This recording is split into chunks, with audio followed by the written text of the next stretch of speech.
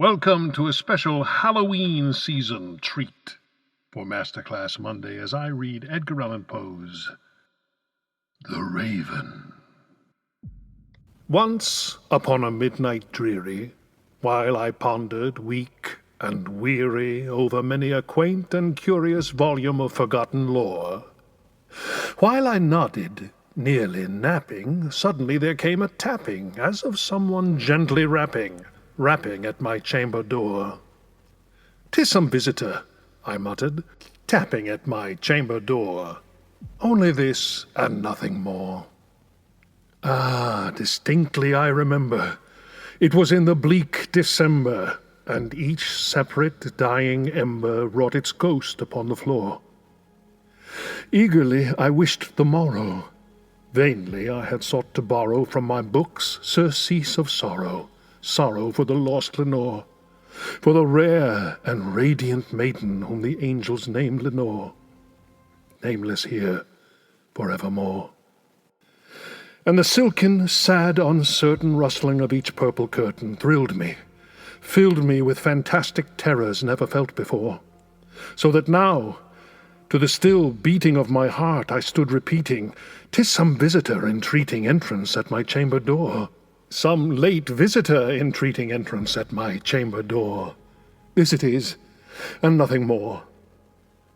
Presently my soul grew stronger, hesitating then no longer. "Sir," said I, "or madam, truly your forgiveness I implore, but the fact is, I was napping, and so gently you came rapping, and so faintly you came tapping at my chamber door, that I scarce was sure I heard you."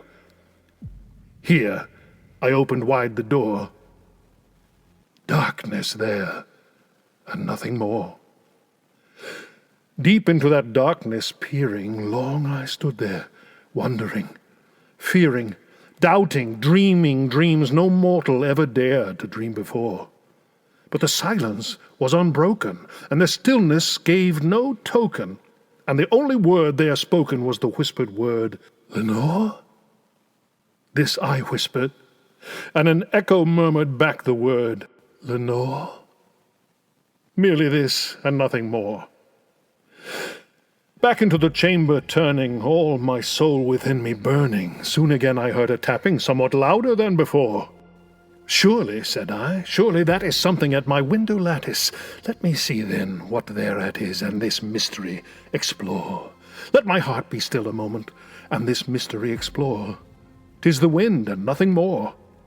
Open here I flung the shutter, when, with many a flirt and flutter, in there stepped a stately raven of the saintly days of yore. Not the least obeisance made he, not a minute stopped or stayed he, but with mien of lord or lady perched above my chamber door, perched upon a bust of Pallas just above my chamber door, perched and sat, and nothing more. Then this ebony bird, beguiling my sad fancy into smiling by the grave and stern decorum of the countenance it wore, "Though thy crest be shorn and shaven, thou," I said, "art sure no craven. Ghastly, grim, and ancient raven, wandering from the nightly shore, tell me what thy lordly name is on the night's Plutonian shore." Quoth the raven, "Nevermore." Much I marvelled this ungainly fowl to hear discourse so plainly, though its answer little meaning, little relevancy bore. For we cannot help agreeing that no living human being ever yet was blessed with seeing bird above his chamber door, bird or beast upon the sculptured bust above his chamber door, with such a name as Nevermore. But the raven, sitting lonely on the placid bust, spoke only that one word, as if his soul in that one word he did outpour.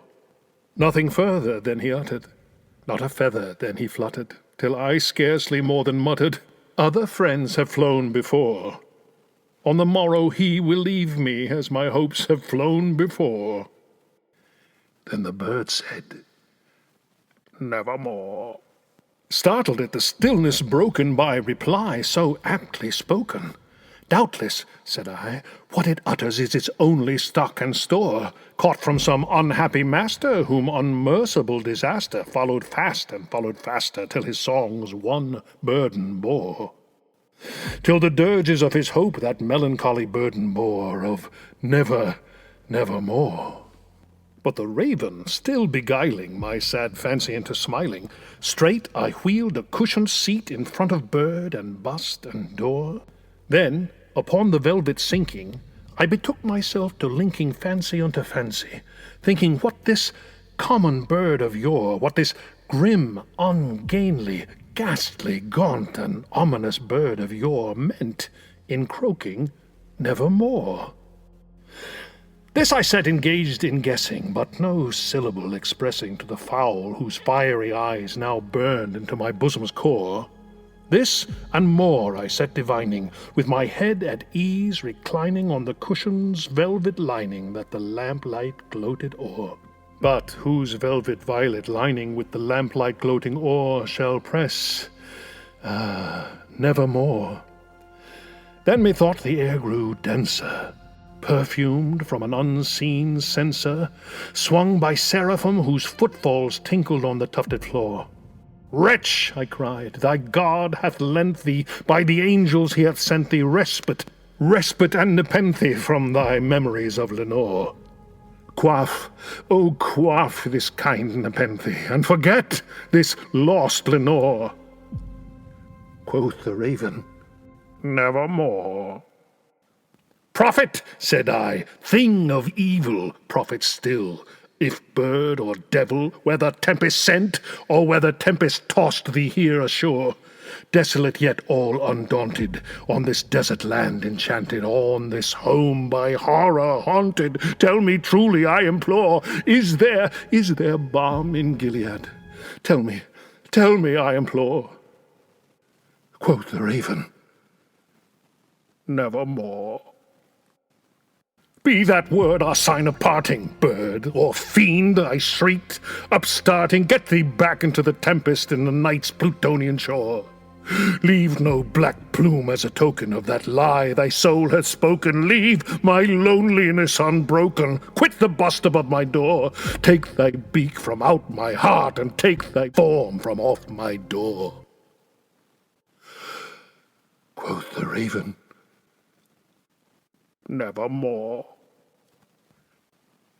And the raven, never flitting, still is sitting on the pallid bust of Pallas just above my chamber door. And his eyes have all the seeming of a demon's that is dreaming, and the lamplight o'er him streaming throws his shadow on the floor. And my soul, from out that shadow that lies floating on the floor, shall be lifted nevermore.